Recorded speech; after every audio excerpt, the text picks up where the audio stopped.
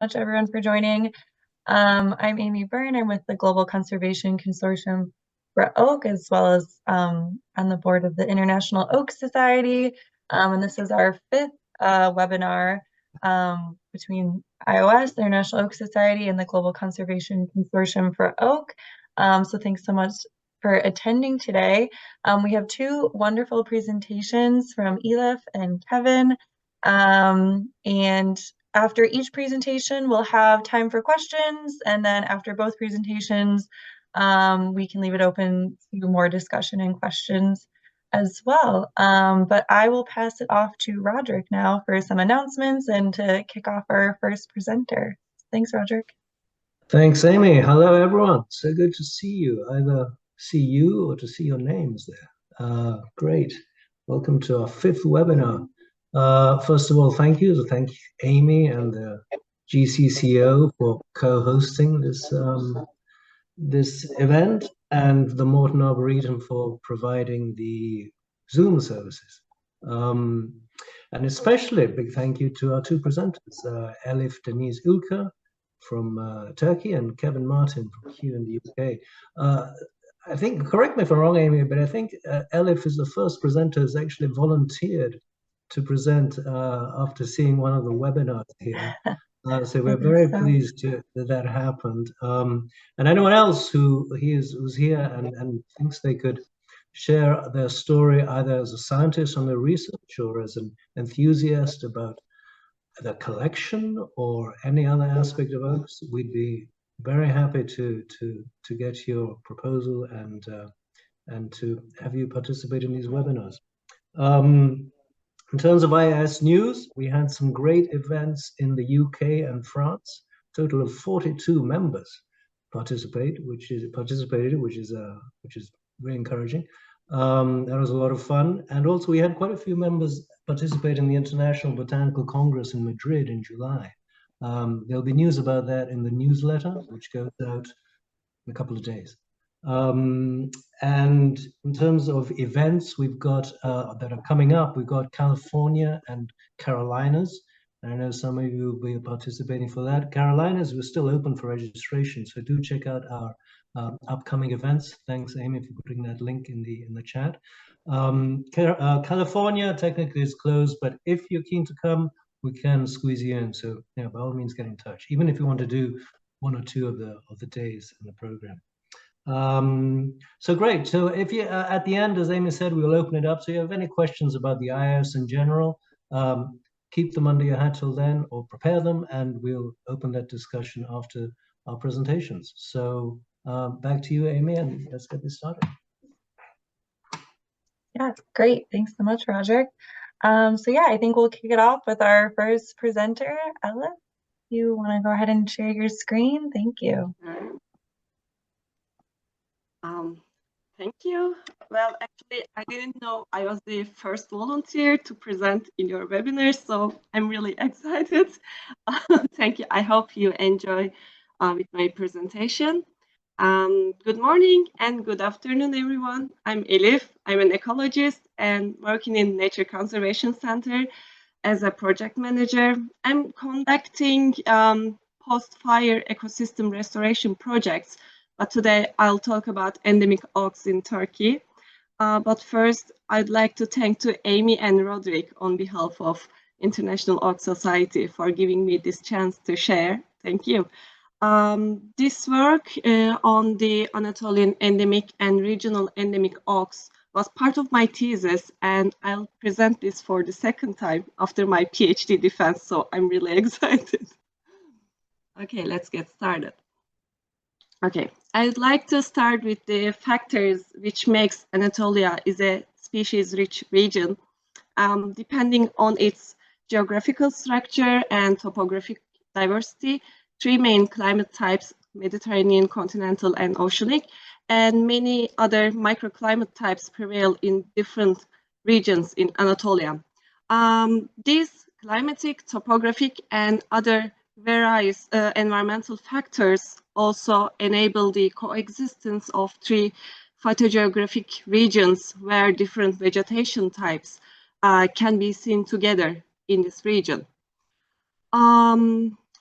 All these factors can explain why Anatolia, Turkey, hosts the most oak species in the Western Palearctic region.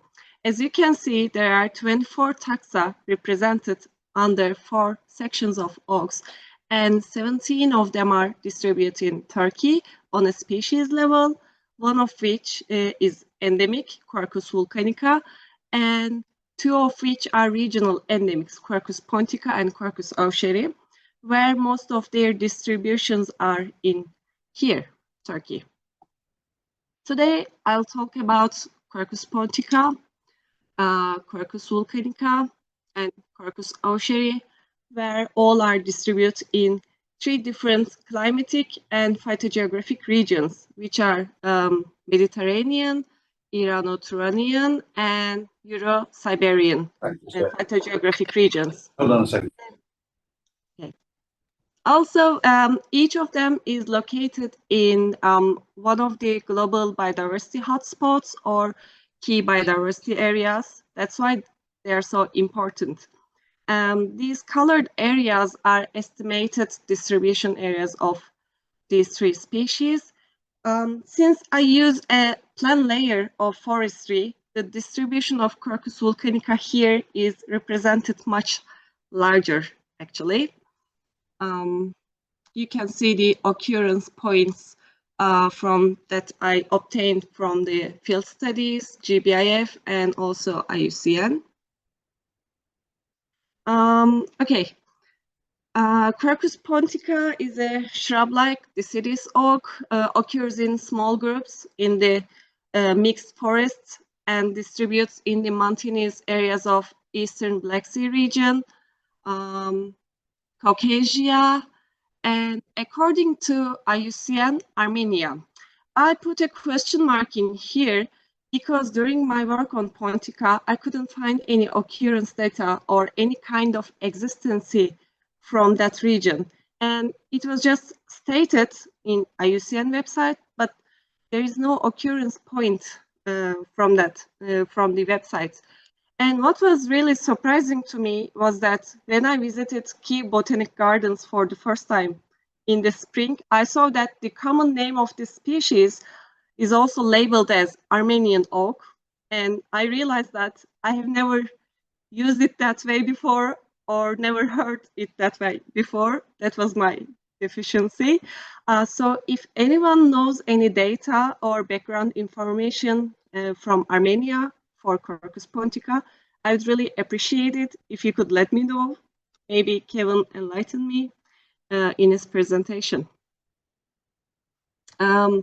Quercus vulcanica is a deciduous oak and generally occurs with pinus species, other oak species such as Quercus ceris, cedrus, or sometimes occurs in pure stands.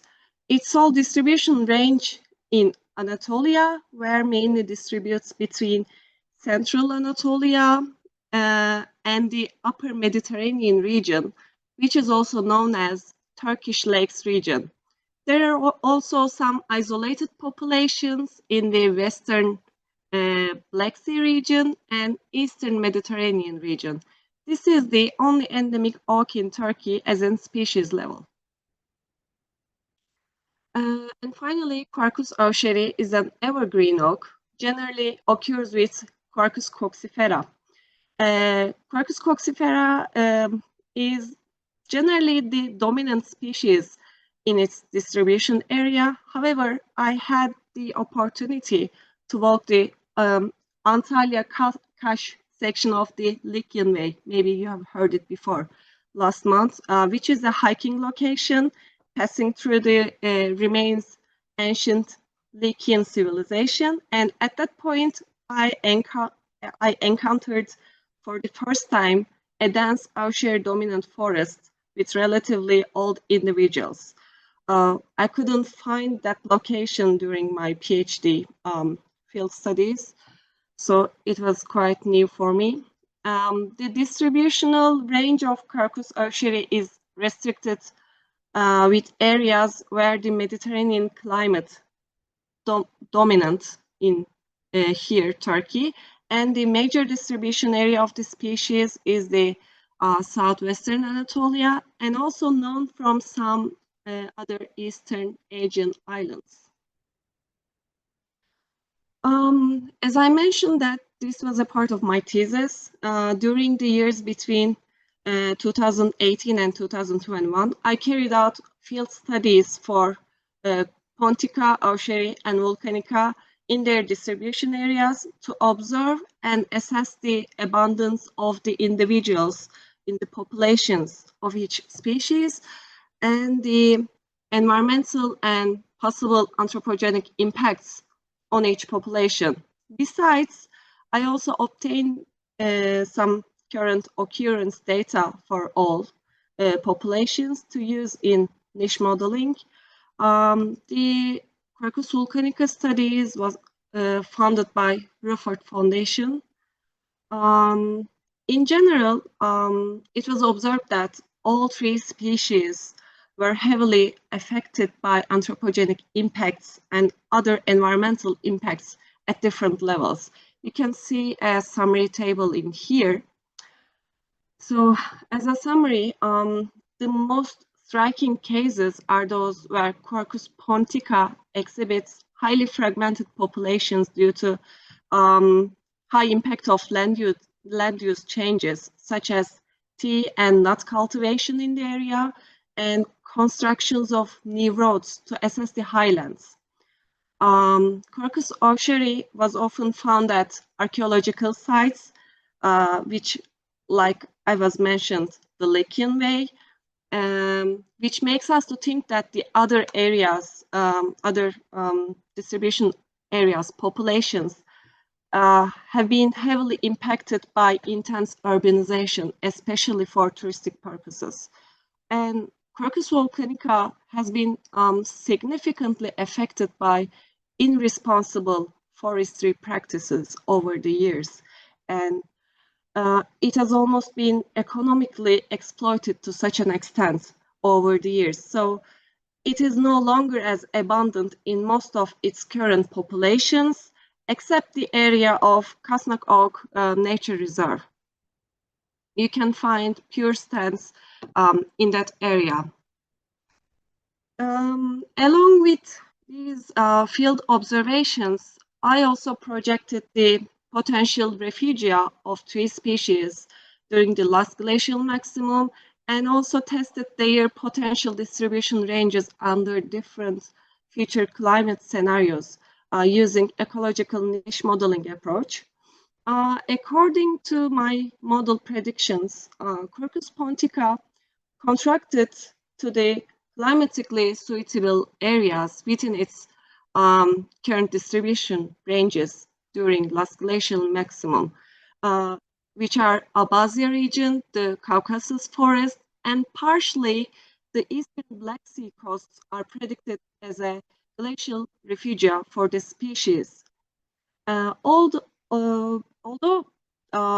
these are climatically suitable areas, but today there are not many known occurrence data from that region. This is why Anatolia stands out a more significant area for this species for the future. But however, under future climate scenarios, the species is expected to experience a dramatic decline in these regions as well.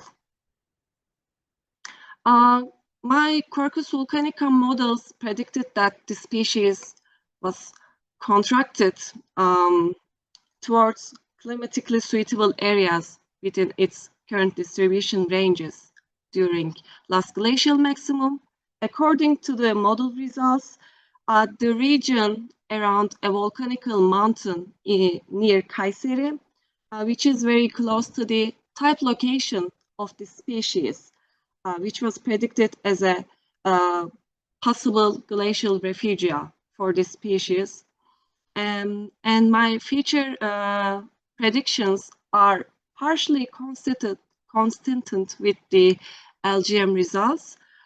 In the best case scenario, let's say best case, suitable habitats for volcanica will be contracted down around its predicted glacial refugia. But the worst case scenarios shows more dramatic results, that most of the suitable habitats in Anatolia will be declined. The possible distribution of Quercus vulcanica will be shrunk in some specific areas. So according to these predictions, for Quercus vulcanica, phylogenetic analysis would be interesting and surprising, according to me, since it distributes climatically more heterogeneous areas and possibly have multiple refugia in here. And finally, Quercus aucheri showed an opposite pattern according to the other temperate species under last glacial maximum predictions, and displayed a broader range than its current range. So finally, under the future scenarios, some expansions is predicted both horizontally and vertically compared to its current distribution. Okay, finally, when it comes to the conservation and management measures, I know that the red list threat categories alone shouldn't dictate priority setting for conservation action, but the final picture, according to these results, that emerges is that for Quercus pontica has a significant risk of extinction in its main distribution area in the future. And I would like to open a parenthesis in here. During my research in 2019, I tested the genetic diversity among populations of Quercus pontica using next generation sequencing at Paul Gogur's lab from Appalachian Laboratory. According to these results, one of the populations was genetically quite distinct than the other populations, which highlighting the importance of initiating a conservation effort specifically to that population, to that region. For Quercus vulcanica, there's also a significant projected decline in some populations under future climate conditions. If this decline is anticipated around its glacial refugia, a genetic study could be conducted for this species to facilitate an in-situ conservation efforts. In Turkey, we don't have an in-situ conservation projects that much for tree species. And forestry practices should be controlled. This species is not well recognized or distinguished by foresters. So studies should be conducted to address this issue. And finally, Quercus aucheri is predicted to be the least threatened one, only when climate change models is taken into account. However, in recent years, particularly since 2021, the increasing frequency and intensity of forest fires are affecting both the habitats of this species and also the small mammals and birds that feed on this species. Additionally, uncontrolled grazing in that burned areas is putting a huge pressure on its new shoots. So that should be considered. And my final words will about a project.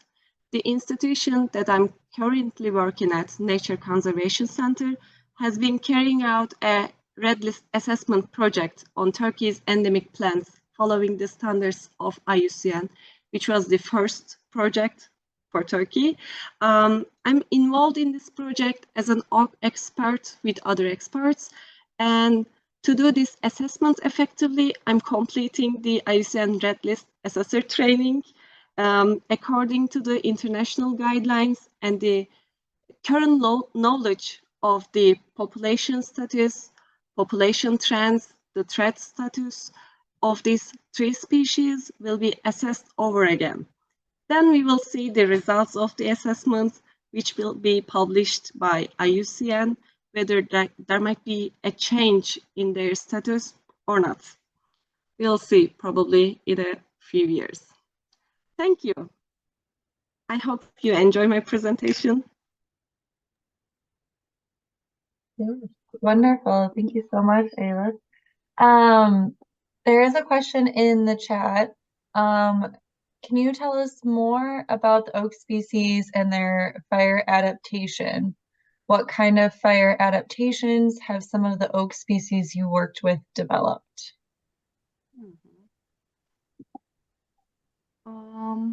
We don't have a specific work on oak adaptation for fire, actually, but maybe you have heard him, Juli Pausas from Spain. He's a fire expert, and he visited Turkey a few months.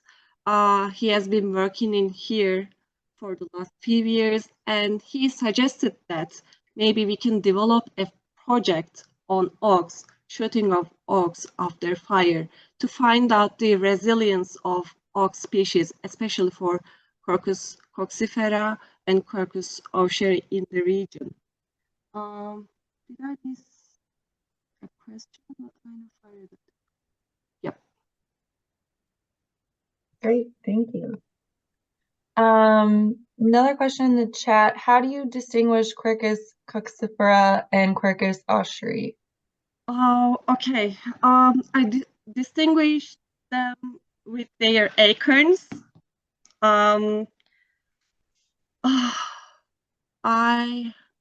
can tell them. Okay, I need to show you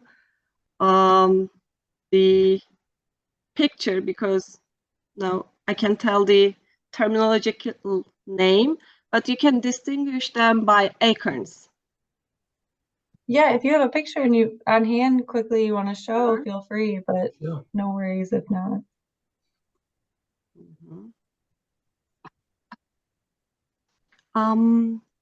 The whole part of its acorn, let's say hairy. The Quercus aucheri is hairy acorns, but Quercus coccifera doesn't. And also on its leaves, Quercus aucheri has hairy leaves underneath its leaves. That agrees with what Carlos is saying in the chat, actually. He's saying it's a tomentos. Tomentos. Yeah. Yeah. Thank you, Carlos. Sure. Another question, are some of all of these species you represent or you presented on keystone species? If so, in what way? Well, actually, they're not. Maybe we can say in here just Quercus vulcanica is a keystone species because it is the only endemic species in here. Yeah, maybe we should work on it. Okay, great. Thank you. Great. I have a question, Amy. Yeah, go ahead. Yeah, Elif, that was fascinating. Thank you very much. And I look forward to working with you and with Amy with GCCO on those threatened oaks in Turkey. I just wanted to answer your question about Armenian oak. I believe that the issue is that Armenia used to be much larger. Armenia used to be a big area, but and so that's why the name was given to it, even though Armenia is now a smaller country where you don't find that oak. But I don't think you're the first to have this issue. I believe, and I think James McEwen is on this call. I think he traveled to Armenia very happily, looking for Quercus pontica and didn't find it. Perhaps you can confirm that, James. But just one question I have: Quercus volcanica. Am I right in thinking it was named because it was found on volcano? Yes. And is it totally. so? Is it restricted to volcanic soil, or is that just a coincidence that it was first found? Yeah.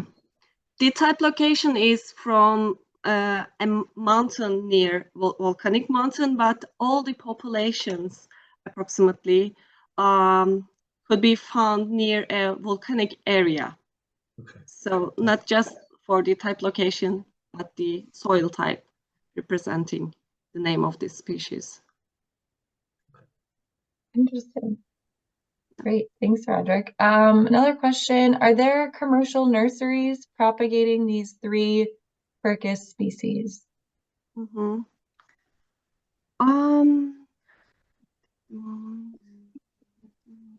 Sign of changing that.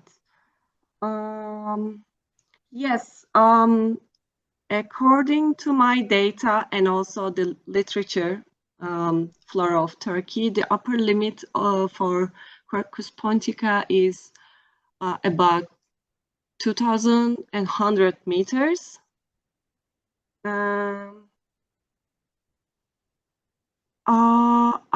Probably I can answer the next question. Is there any sign of that changing? Mm-hmm. Because it totally depends on, just for now, the future model predictions. Great, thank you. And there was a question above that from Hugo in the chat asking if there are any nurseries propagating these oak species. We only have nurseries for Turkish red pine. As far as I know, we don't have any for oak species. Okay, great, thank you. Okay, and then I think 2 more questions. One from Behan. Sorry if I mispronounced that. Are there some significant oak associated soil microbiomes? Wow.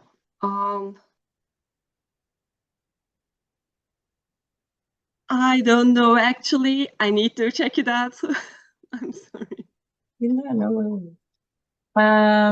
Okay. I think we'll do these last 2 questions and maybe we'll move on to the next presenter, but these are great questions. Thank you all, and we can have more time at the end. Okay. Yeah. Yeah. I saw the question about the stands of Quercus pontica in Georgia. Actually, I didn't have a chance to visit Georgia, but I have a friend at that time working in Georgia, and she sent her data of Quercus pontica, but some individuals, actually, she had never mentioned about a stand or a forest of Quercus pontica. There are really few data from Georgia. Thank you. And then one other question. Earlier they were asking what other tree or shrub species occur with Quercus pontica?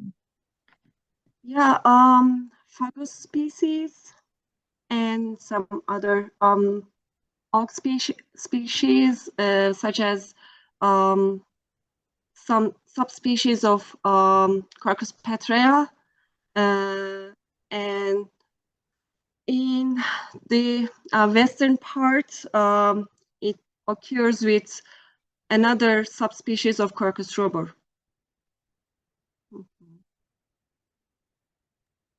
Okay, great. Thank you. Well, yeah, these are all wonderful questions. Thank you all so much. Thank you. Okay, sorry, I just wanted to make sure there wasn't anything else. Okay, great. Well, yeah, if there are other questions for Elif, feel free to keep putting them in the chat and we can cover them after the second presentation, after questions for that presentation, but we'll have more time at the end for any additional questions we didn't get to cover. But thank you so much again, Elif, for the wonderful presentation and sharing your work. Really appreciate it. Thank you for having me. Yeah, thank you. All right. Well, I am happy to pass it off to our second presenter, Kevin Martin from Key. So, Kevin, whenever you're ready. Right, thank you. Let me just share my screen.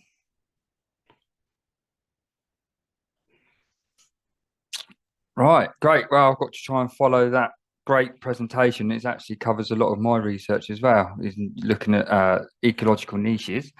So to start with, what we're going to do is we'll look at what our diversity of our oaks are here at Kew. So we're really lucky at Kew in that we've got a very big oak collection. So overall, we have just over 1,400 individuals within our living collections here at Kew. and we have 134 different taxa within our living collections. So instead of trying to show you guys what it would look like as all the trees, I've created this visual. So this is basically representing how many species we have. So the bigger the circle, the more representation we have within our living collection. So this is what our diversity looks like here at Kew. So oaks are going to be one of our key species as we move forward into planning our living collection strategies. So oak is going to be very widely represented here at Kew, and it's going to be one of our key species as we move forward. So to try and understand more of what our living collections are, we need to start to understand what our vulnerable taxa are. So this is where we've only got one of the species represented within our living collections, and then using the INCUN red listing data, we can then start to make these. Now, this is really important as we move forward and we start managing living collections to understand what trees we need to start focusing on. So a lot of these trees will start to become focus points for us, so we can increase our diversity, but also try to increase the importance of our living collection. So these maps that we're starting to create are becoming vitally important as we move forward. Now, to try and understand a bit more, we wanted to understand what the distribution's like. So this is just a broad range of where our data sits, and from our living collections data, where we have really good collection data, we can then start to plot. So this is the number of representations we have within these countries. And you can see we've always done a lot of work in China and Japan, which I've done a lot of work in myself, but also you can see there is Central Europe. So it's really interesting when you start to visualize our data and start to understand what our living collection looks like and how we can then build on this into the future to make this collection more and more relevant as we move forward, especially as we go through climate change and we look at conservation values. So to do some of this work, what we do is we use climate modeling. I won't discuss how we produce all the modeling because that's a presentation in itself. But what we do is we start to use different climatic variables to make these assessments. So this is a quick and easy way to visualize how oak sits, and this is why it's going to be one of our prominent collections as we move forward. Because as you can see, the trees that are below the line that are in green and going into an orangey color, they are trees that are going to be well suited for our future predicted climatic conditions. Unfortunately, the ones in dark orange and red, they're the ones we won't be able to represent because they will shift too far out of our climatic conditions. So that's something we need to understand when we manage our landscape and how we look to the future before we start going out on very expensive expeditions. We need to know that these species are going to be suitable for our future environment. So what we start to do is to use species distribution modeling linked with climate modeling. So this is really interesting. So some of you may, if you've seen one of my talks before, you've seen this visual before. So this is of what we call the English oak, the native oak to the UK, but it's actually common oak of Europe and goes right over to Central Southern Asia. Now, what we see here when we start to look at this is really good visuals when we start to understand how the climatic shift, especially Kew being in an urban heat island, how this will affect what species we can represent here within our living collections. So as you see in 2020, currently we sit quite nicely within the central distribution of Quercus roba. Now, what is quite alarming is our big shift in climatic conditions. And if you look at our 2090 values, we start to move to an outlier. So we need to start to understand how we can identify those location points around that blue dot and what significance that has and what ecosystem that represents in order to safeguard the living collections here for Kew. So from doing that, we use lots of statistical analysis, and by using the Euclidean distance, we can start to identify these points, these data points. So what we're doing here, this allows us to quantify the distance between data points in relation to their climatic attributes. So this allows us to basically look and to narrow down and look at potential ecosystems that are going to be better suited for the growing conditions here at Kew, but not only now, but our predicted climatic or our predicted growing conditions are 2100. You got to remember, trees are so slow growing. We need to think on tree time, and this is something I'm always talking about here at Q. Is we've got to get away from just thinking in human lifetimes. We need to think in tree time. So for seed that we're lucky enough to go out and collect now, by the time that the predicted climate arrives here at Q in 2100, they're only going to be early mature. So we need to give all the possible tools for these trees to survive in these environments. So that's why this sort of work has become more and more relevant when we start looking at living collections. So from doing this is an analysis that I've been working on, and again you can see Quercus robur there, but we can start clustering those points, and as you can see we've got the big green dot. That's a real close point, so that's, you know, the Iranian hurricane forest that drops down into Azerbaijan. This is very closely linked to the predictions of Q's climatic conditions. The mean annual temperature there is about 14.9, and your precipitation levels are about 500 mil precipitation. Now, how that relates to Q by 2100, our mean annual temperatures are going to be about 14.8 degrees mean, and our precipitation values are predicted to be around 650 mil precipitation. So that sits ideally to where our predicted climate is going to be into the future. So this form of work is now starting to guide us. So this allows us to then identify these ideal ecosystems for us to investigate for future tree species for the Q arboretum. So what we started doing is, from this information and from these models, we can then start to base this more broadly, and we can start to look at the ideal locations for future collections. And that's what we've been doing, and this has been all part of our landscape succession plan. And visuals like this are great to communicate how we intend to use this information in order to target new areas to find new collections for the living collections. But not only that, what we need to understand is the adaptation that these trees have. So this is a unpublished work, but this is a paper that we're currently working on. So this is again using all Quercus species from our living collections. Now, what's really interesting here, if we look at Quercus robur, which is at the very top of this graph, you can see that that is significantly has an increased number. So what we're looking at here is turgid loss point. This is how we test how good a leaf is and how good the adaptation is to drought stress. So the more negative the number, the better the adaptation. So if we look at poor Quercus robur, that's not that doesn't show very good water stress tolerant. Now that's really interesting, because on my previous image of the distribution modeling of oak, you can see that sits quite comfortably within that data set. We can see here that Quercus robur likes a moist, temperate ecosystem. That's where most of your observation points are.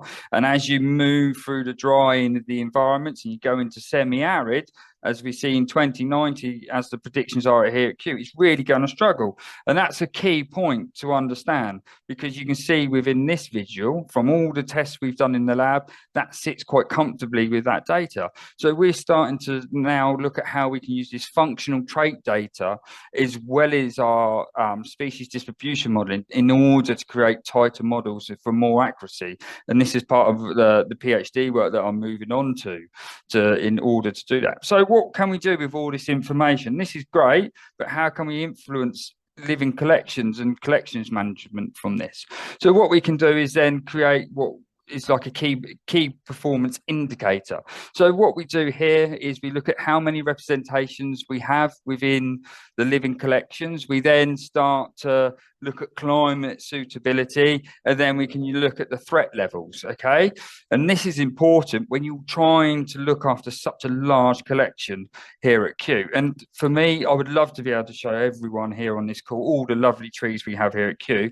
Just don't have the time, and it's impossible to do. So by doing little visuals like this, it allows us to focus in. So from doing this analysis, this is our top 10 most important trees within our oak trees, Quercus, within our living collections. So what we can do is you can have a bit of a tour of the top 5 from this list. So as you see, this is Quercus castanifolia. Now, this is a really significant tree for Kew. This is the largest tree in our living collections. This tree comes from that very interesting ecosystem that I've identified as the hurricane forest that is in Iran and Azerbaijan there. And this is a really significant species. So as I say, it's our largest tree. It's our fastest growing oak species. This tree is 40 meters tall now, and it has a canopy spread of nearly 39 meters. So it's a real important tree and a big feature in our landscape. But this just proves how, when we can get selection right in arboreta and designed landscapes, what you can achieve just by accident with the original introduction of this tree in the 1841s. It's been very well suited to Kew, and that's why it's thrived so well. This tree doesn't grow like this in the wild, in the woodland there, in the forest areas. It's a very slim tree. This is very open grown, so that's why it's such a vast spread on it. But this is what we can really generate when we get some selection criteria right for living collections. And then we can look at things like this. So Quercus arxana. So again, we can see the distribution where it stretches from Georgia to eastern Texas. Again, this is very well suited to our living collections, and that's because of the habitat in which it's grown. Is that dry, semi-arid ecosystem. And it's what we need to do is understand how these trees adapt in order to survive in these key environments for us. So we need to understand how these trees have functional traits that adapt to allow them to grow in these environments. And that's a lot of the work we're starting to look at. And then we can look at things like Quercus rhizophylla here. This is really, I love this oak personally because it's the lovely leaves on it and they're really interesting. But again, these are really key things we're starting to understand when we're starting to understand how trees grow, especially within our living collections. And all these bits of information are key pieces for us to build on in order to create this resilient landscape for the future. And then, funny enough, as the conversation in the previous talk is Quercus pontica. This is actually something I'm actually going to try and find in Georgia. This is one on my hit list that we're going to try to seek out. We've got in-country partners currently trying to look at their data to see where or if it's been observed there. So this is one of my key targets for going out to Georgia in October. So this is very much on our hit list. And again, it's a very important tree. For us here at Kew, we've only got 2 within our living collection. They should be very well adapted to our future growing conditions just because of their distribution. So it'd be really interesting if we can locate this out in the Caucasus, in the mountains there. It'd be quite a significant find for us all. And then we could look at things like Quercus afaris here. So, you know, again, you can see the distribution, and again, it's the mountainous ranges. But you know, it grows associated with Quercus suber and canariensis. We all know that, and the aves there, they're all species that are known to grow in our future habitat, that how Kew is going to adapt, so that semi-arid ecosystem. So these are all very interesting results when we start looking at data and the pictures that we can start pulling together. Now, I couldn't talk about oaks and not talk about Kew's very own oak, Quercus cuiensis. Now, this is really interesting. So if we look, I was quite surprised actually when I started producing this presentation. We only have 2 in our living collection, which is quite a surprise for me considering it's named after cuiensis. And also Osborne, who is the author of this name, he was also in my position in the late 40s, early 50s. So it has quite a lot of relevance to my role as the head of tree collections. But you know, this is another prime example of what, you know, with oaks, you know, and how they hybridize and how we can use it. And if we look how this is hybridized in the 2 species that it's hybridized with, they're really well suited to these drier environments. And I do wonder why, if that's why it's occurred here at Kew. And, you know, it's going to be so important. and it's an amazing tree, and it's so often overlooked to the point where not a lot of the staff here at Kew even know about this oak tree. So it's always nice to be able to show off as an organisation, how important we have been for tree selection over the last 100+ years, especially.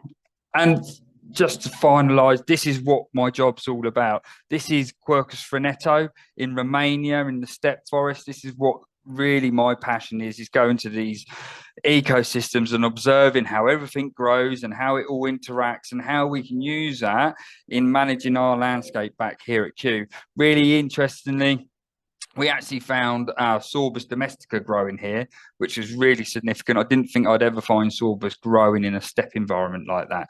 But these Quercus frenettos, we really did search. We spent hours here looking for some really good acorns to bring back to Kew.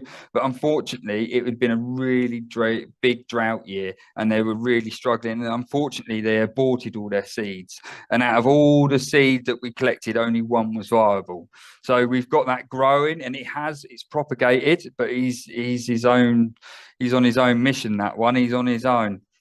And I think that's really important to understand as we look at different environments and ecosystems, because Kew's climate is changing and adapting. What's happening out in the wild?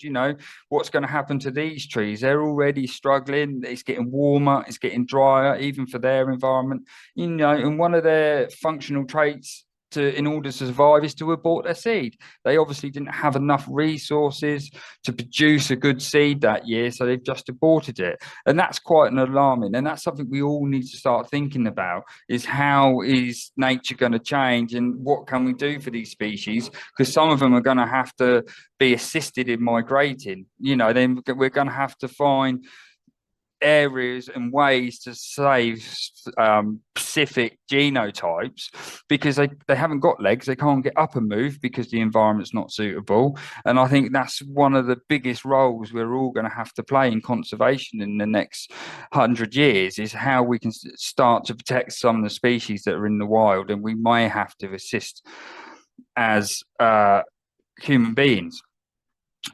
Anyway, thank you for listening. And I hope you enjoyed a brief tour of what we've been up to at Kew and some of the work we've been up to. And there's just a bit on my profiles. Thank you for listening. Great. Amazing talk. Thank you so much, Kevin. Any questions? Feel free to put them in the chat, or you can unmute yourself.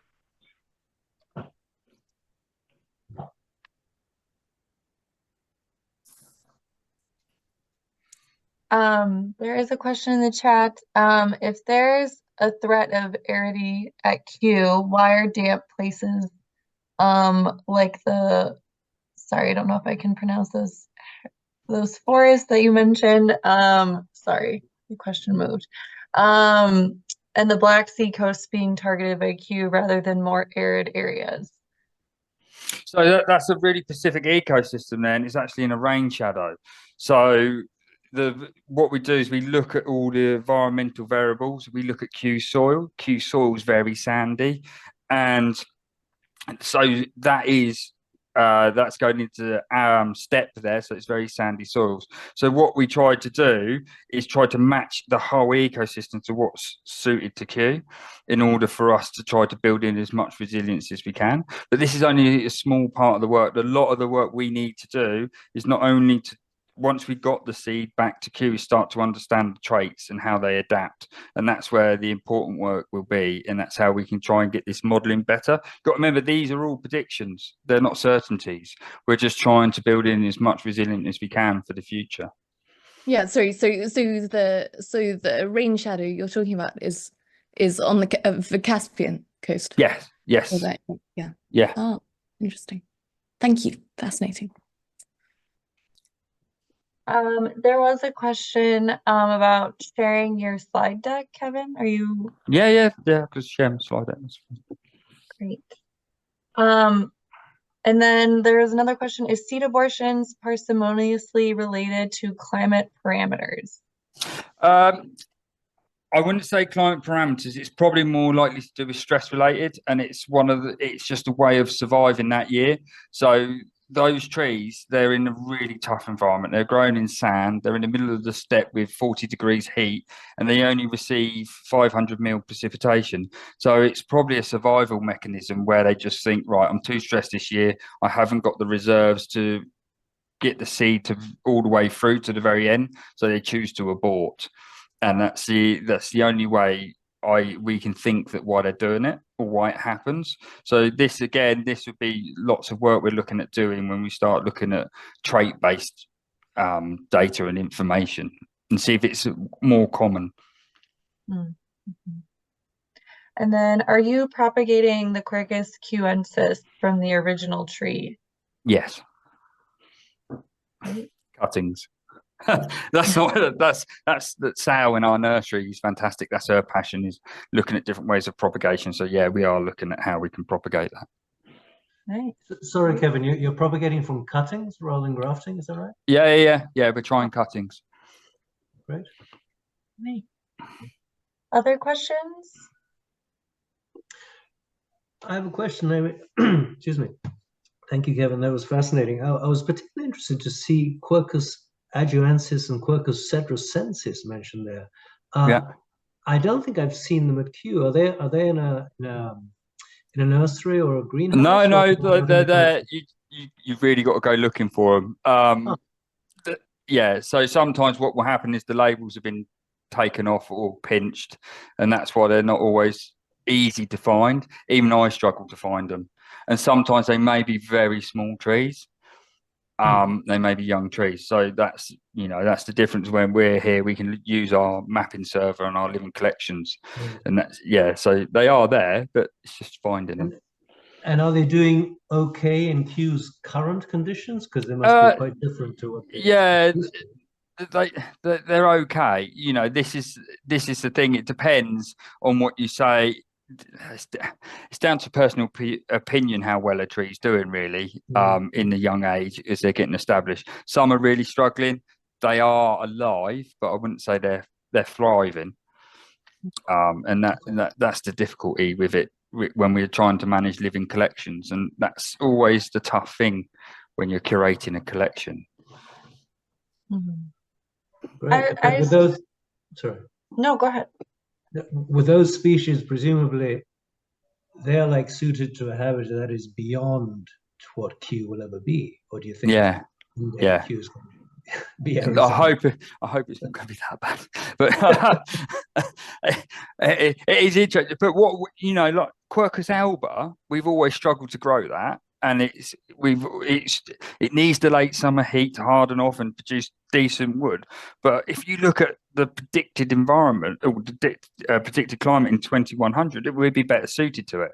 So that's that's what is really intriguing for me now. It's no different when Bean was doing all his work and writing the trees and shrubs of the British Isles in the 1900s. He was doing the same when Wilson and Veitch were bringing stuff back from China. We're in that position again now because we're going into the unknown, and that's what's going to be fascinating with what grows in outdoor environments. There's going to be stuff in the temperate house that grows well in the temperate house. We could probably move outside. And that's what's the really exciting bit, in a way. Yeah, thank you. Kieran? Hey, Kevin. Awesome talk. It was great. And I apologize if I missed this. But are there efforts ongoing at Kew to target species from, like climatic regions that you predict will be within the envelope, the climate envelope, and go searching for them? Like if Quercus rhizophila is doing really well, are you going to eastern Mexico a lot to collect some of the native oaks there? Or? Yeah, so that is the plan. So that we're not there yet, but that is so from the publication of the landscape succession plan, that will be what the plan is. So that's why we're going out to Georgia this year, and then so on and so forth. So yeah, that is our plan as we move forward. Cool. Yeah, thanks for that, Kieran. I was curious, Kevin, in that global map you showed with like it was maybe a heat map showing the different colors where the Yeah. ideal collections will come from. Can you explain maybe just what those different colors represent? Like, is it just higher priority? Yeah, no, not higher priority. So the more redder the color, the better suited, basically. So you know, this is what's really interesting when we start using data and modeling, and we're using this to give us a very good guide of where we can go to, and we've done a big assessment now of our living collections, so we can identify trees that we know are going to be vulnerable into the future for our living collections. But what's really interesting is what we call the edge of range species, the ones we don't really know about. That's where understanding the functional traits are going to be so important, and that will transpire as that map may get broader and bigger as we understand the traits and how trees adapt to grow in different environments. When we got that piece of information, we will then be able to reevaluate those areas. But currently they're the areas we know that on predictions are very well suited to us. So that's why we're going to those environments now to collect material, to grow it back here at Kew. And then once they're 2-3 year seedlings, I'm then researching their traits to understand how they adapt those traits. So hopefully we can get a better understanding. Part of my PhD study is to look at species across their whole climate gradient. So that's to look at, so for instance, a lot of my work is done in Tilia. So I'm planning on looking at Tilia cordata, which obviously grows from Ireland all the way through Europe and ends up sort of out to Central Asia there. So that grows from moist temperate to semi-arid. So they're taxonomically the same species, but in order for it to live in these two very different ecosystems, it has to adapt. And to adapt, it has to adapt traits. So understanding how they adapt those traits is where the work really is. And hopefully we can get the modeling a lot better and tighter from that research. And that's what we're looking at for the future to help with these prediction maps. Yeah, great. Thank you. Very interesting. Another question, are species at the edge of or outside of Kew's climate envelope actually the ones performing the work in the garden? Yes, they are at the moment, really. Yeah, so Q's always concentrated collections in Asia. So we've done a lot in China and Japan and Vietnam and Taiwan. And a lot of those collections now, some of them I've collected myself, are really struggling. So they are coming from these really moist environments. Now, what we've learned so far is that they can deal with heat stress. Heat stress isn't the issue, it's the water stress. So what we tend to look at is the vapor pressure deficit, which is essentially how dry the air is. And then that's when we start seeing trees go into stress. So if we look at trees that we have from Sichuan, which is very humid and moist, those are the trees we're losing, and we have high mortality rates. Same with the poor trees that we've collected in Japan. A lot of them have come from down along river ravines, and Japan generally has high rainfall. Those species are really starting to struggle now, and even some of the oaks. And you can see the first signs. You're getting dieback, canopy thinning, and then we're getting stem bleeds and other things. So it's a big combination of factors, and we are starting to see that effect. And that's why Q's so important to carry out this work, because we can look at models and go out in the arboretum and see and sense check it. Yeah, great, thank you. Very interesting. Bill Emery commented on collecting Quercus emery. So just wanted to mention that. And then May I ask a question? Yes, Peter. please. Yeah. Okay. Yes, very interesting. I remind what happens in Kew with the hybridizing trees in a near future. I remember 30 years ago, Kew was so kind and they sent me seeds of Quercus libani. And when in the future years we began having acorns, we discovered it was Quercus por libaneris, Quercus libani biceres. So Yeah. I wonder if in the future, if we are still alive, we could have some real acorns of the original species and not hybridized, even if they are wonderful. So it's very difficult because we've got so many oaks. That's why we do cuttings. because you can't rely on seed.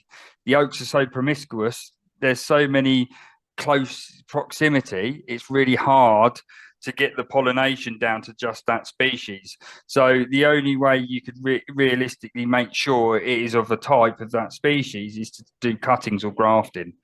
That's the problem. And that's always the thing when we're dealing with trees. It's no different when we're collecting in the wild, and that's why oaks are fascinating, because there's so many hybrids.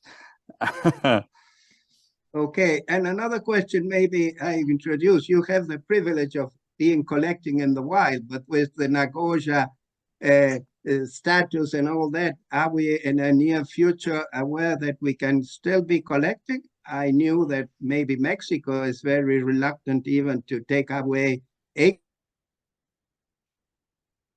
from their country. Not a question of using new spaces, but even saying, how can you, well, Q is a special, Aboriginal garden, no? A lot of it will be done, a lot of the work we will do for plant collecting is under scientific research and looking at the effect of climate change and looking at the plant traits. A lot of it is down to a lot of creating of partnerships and signing of MOUs, and that's how we do it. So it's a very long process. So we're looking at central China, but we won't be realistically able to take seed out of China until about 2028, and that's if we're lucky. So it takes a long time and a lot of relationships and building those relationships in order to get these permissions because of Nagoya. And that's what's frustrating from someone that's really into the conservation side of things, but that's something we all have to do, and it just takes time. There's no quick solution to it.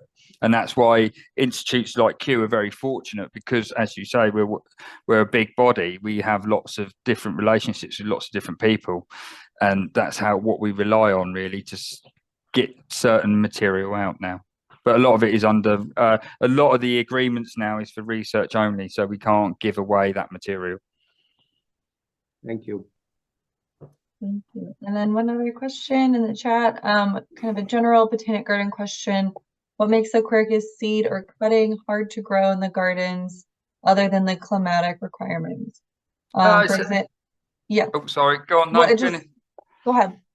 So yeah, there's a lot of variables that makes it difficult to grow. So it's not only climatic, but it's your soil conditions. For us, we're free draining. We've got very little soil. We've got about 30 centimeters of topsoil, and then we're in sand and gravel. So we're floodplain. So that affects how we grow and what we can do. It's just trying to get the growing conditions right, and that's why we're spending a lot more time researching and understanding our environment and our growing conditions, so we can select trees that are better suited and build these into models. Because of the struggle, it costs a lot of money and time in order to get a seed through propagation, to get it to a suitable size tree to plant in the landscape. We want that tree to thrive and not just survive. And I think that's what's really important. We have to look at the whole environment, and not just, and we have to start selecting plants that will grow in these environments and not growing what we want. And that's the biggest thing for Q, is this big shift in mentality in growing what we can and not what we want. And I think that's going to be the biggest thing in managing botanic gardens as we move forward. Yeah. Great, thank you. Oh, sorry, I missed a question from Hugo. Is mortality data collected and processed from the Quercus collection at Q? And is Quercus robur the species most susceptible to drought? Yeah, so Quercus robur is definitely the most vulnerable to drought. We're seeing a lot of decline in all our Quercus robur now, which is quite sad to see. And when we do have lots of mortality data. So we, as an organisation, we have a health and safety obligation to manage the tree for risks, the collections for risk for public, visiting public. So we have lots and lots of data. So not only do we have tree inventory data through the tree surveying, we also have our living collections. So we have our tree mortality data essentially recorded twice. So we do have very good tree mortality data here. But again, you can't use it in research because you don't always know why a tree died. A mower driver could have run in it, could have been hit by lightning, so on and so forth. It's not always climatic conditions, because I went down that road to start with and realised how difficult it was. So yeah, we do have good mortality data. Thank you. Another question. Noticed that Quercus nigra scored really well on the Turgor loss scale. Do you know how well the root system of Quercus nigra handles flooding? Yeah, so that's really interesting.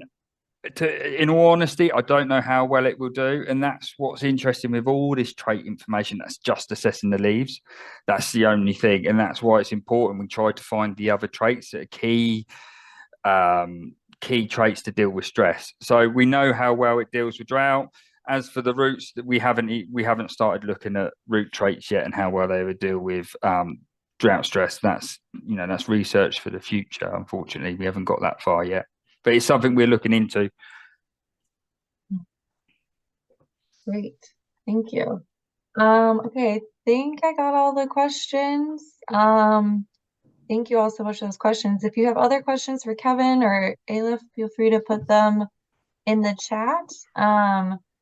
Otherwise, I think, Roderick, was there any other discussion points or questions you wanted to go over with the group?